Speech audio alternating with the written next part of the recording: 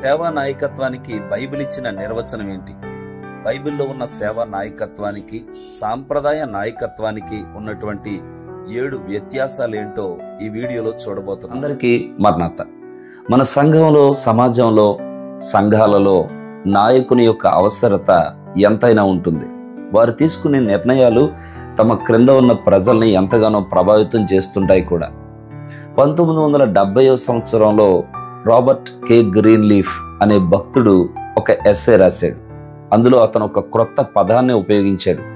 అదేంటంటే servant leadership అనే పదం. సర్వెంట్ లీడర్షిప్ అంటే ఒక వ్యక్తి నాయకుడు కావాలంటే ముందు అతడు ఒక సర్వెంట్గా, ఒక పరిచారకుడిగా ఉండాలి. ఇతరుల ప్రయోజనార్థమై తన ప్రయోజనాలను కూడా విడిచిపెట్టుకునేవాడై ఉండాలి. అతడే సేవా నాయకుడు అని చెప్పాడు. మత్తయి సువార్త 20వ అధ్యాయం 28వ వచనంలో ప్రభు అయిన యేసుక్రీస్తు వారు ఈ విషయాన్ని ఎప్పుడో చెప్పారు. అదేమిటంటే, మనుష్య కుమారుడు పరిచారము చేయించుకొనుటకు రాలేదు గాని పరిచారము చేయుటకును అనేకులకు ప్రతిగా విమోచన క్రయ ధనముగా తన ప్రాణము నిచ్చుటకును వచ్చెనని చెప్పాను. కాబట్టి ప్రభు అయిన యేసుక్రీస్తు వారు ఈ లోకంలో జీవించినప్పుడు తాను పరిచర్య చేశారు. అనేకులకు ప్రతిగా తన యొక్క ప్రాణాన్ని క్రయధనంగా సమర్పించారు. ఆయన కంటే గొప్ప సేవా నాయకుడు ఇంకెవరుంటారు చెప్పండి? మార్కు సువార్త 10వ అధ్యాయం 42 నుండి 44 వచనాల్లో యేసు వారిని తన యొద్దకు పిలిచి వారితో ఇట్లనెను, అన్య జనులలో అధికారులని ఎంచబడిన వారు వారి మీద ప్రభుత్వము చేయుదురు, వారిలో గొప్పవారు వారి మీద అధికారము చేయుదురని మీకు తెలియను. మీలో అలాగుండకూడదు. మీలో ఎవడైనను గొప్పవాడై యొండగోరిన ఎడల వాడు మీకు పరిచారము చేయువాడై యొండవలెను.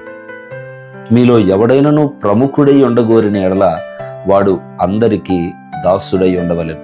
ఈ విధంగా ప్రభు అయిన యేసుక్రీస్తు వారు తన దగ్గరకు వచ్చిన వారు, మీరు నాయకులు కావాలి అనుకుంటే, మీరు ప్రముఖులు కావాలి అనుకుంటే, మీరు మీ వద్ద ఉన్న వారందరికీ కూడా పరిచర్య చేయాలి, పరిచారకులుగా ఉండాలి అన్నారు. సేవా నాయకత్వం అంటే ఇదే. ఒక సాధారణ నాయకుడికి మరియు సేవా నాయకత్వపు లక్షణాలు కలిగిన నాయకుడికి ఉండేటువంటి 7 వ్యత్యాసాలు ఈరోజు నేను మీకు చెప్పబోతున్నాను. సాధారణ నాయకుడు లేక సాంప్రదాయ నాయకుడు తనకున్నటువంటి అధికారాన్ని ఒక గౌరవ సూచకంగా భావిస్తాడు. అధికార దుర్వినియోగం చేస్తూ ఉంటాడు. కానీ సేవా నాయకత్వం గలవాడు మాత్రం తన యొక్క అధికారాన్ని ఇతరులకు పరిచర్య చేసే ఒక గొప్ప సదవకాశంగా భావిస్తాడు. ఎప్పుడు తన అధికారాన్ని ఇతరుల ప్రయోజనార్థమై ఉపయోగిస్తూ ఉంటాడు. సాంప్రదాయ నాయకుడు తన అధికారాన్ని తన చేతిలో పెట్టుకుని పనులన్నీ తన ద్వారానే జరగాలి అని భావిస్తాడు.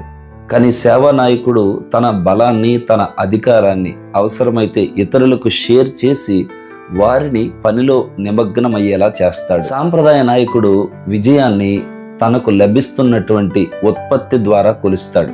అంటే నాకు ఆదాయం పెరిగిందని, లేక నా సంఘంలో సభ్యులు పెరిగారని అనేటువంటి ఉద్దేశంతో తన విజయాన్ని కొలుస్తాడు. కానీ సేవా నాయకుడు తన విజయాన్ని ఎలా కొలుస్తాడు? తన విజయాన్ని తన వద్ద ఉన్నటువంటి వారి యొక్క ఎదుగుదల, వృద్ధి, పరిపక్వత, తన వద్ద ఉన్నటువంటి వారి యొక్క జీవన ప్రమాణాలలో మెరుగుదల అనే వాటిని బట్టి ఇది ఒక గొప్ప విజయం అని భావిస్తాడు.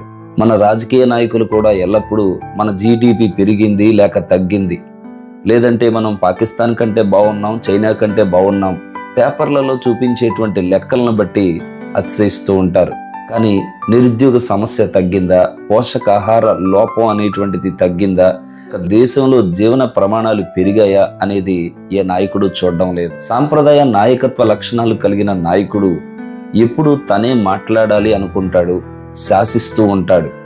ఎదుటి వారిని మాట్లాడనివ్వడు, వారి యొక్క ఒపీనియన్స్కి ఏమాత్రం విలువివ్వడు. కానీ సేవా నాయకుడు ఎప్పుడూ వినడానికి సిద్ధంగా ఉంటాడు.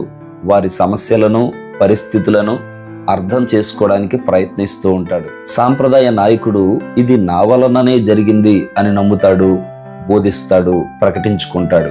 కానీ సేవా నాయకుడు ఇది దేవుని కృప వలన జరిగింది, ఇది మనందరి ఐక్యత వలన జరిగింది అని విశ్వసిస్తాడు. సాంప్రదాయ నాయకుడు తనకు సహాయం చేసే వారిని, తన షేర్ హోల్డర్స్ని, తన కస్టమర్స్ని ఒక ప్రక్క పెట్టి తన వద్ద ఉన్నటువంటి ఉద్యోగుల్ని మరొక ప్రక్కన పెట్టి వారిని వీరిని అసమానంగా చూస్తూ ఉంటాడు. సేవా నాయకుడు తన యొద్దకు వచ్చేటువంటి వినియోగదారులు, షేర్ హోల్డర్స్ ఎవరైతే తనకు పెట్టుబడి పెడుతున్నారో వారిని మరియు తన వద్ద ఉన్నటువంటి ఉద్యోగులను వీరిద్దరినీ కూడా సమానంగా చూస్తాడు, ఈక్వల్ ప్రయారిటీ ఇస్తాడు.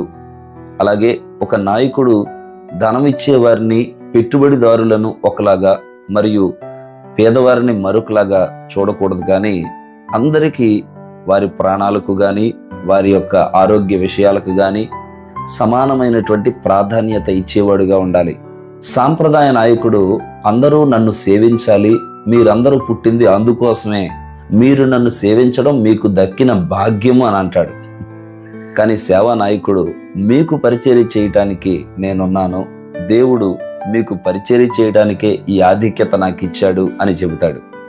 చూశారు కదా, సాంప్రదాయ నాయకుడు లేక నాయకత్వ లక్షణాలు కలిగిన వారు ఏ విధంగా ప్రవర్తిస్తారు, మరియు సేవా నాయకత్వపు లక్షణాలు కలిగిన వారు ఏ విధంగా ప్రవర్తిస్తారు అనేది. బైబిల్ గ్రంథం నీవు సేవకుడుగా ఉంటేనే కానీ ఒక నాయకుడుగా కాలేవు అని చెబుతుంది. బైబిల్ చెప్పే నాయకత్వం సేవా నాయకత్వం. ఈ నాయకత్వపు సూత్రాలను పాటించినట్లయితే మన సమాజం, సంఘాలు, వ్యవస్థలు అన్నీ మెరుగుపరచబడతాయి. సేవా నాయకత్వాన్ని గురించి మాట్లాడేటప్పుడు లేక చదువుతున్నప్పుడు నాకు బైబిల్ మిషన్ ప్రెసిడెంట్ గారైన రెవరెండ్ డాక్టర్ జె శామ్యూల్ కిర్నయ్ గారు గుర్తుకొస్తారు.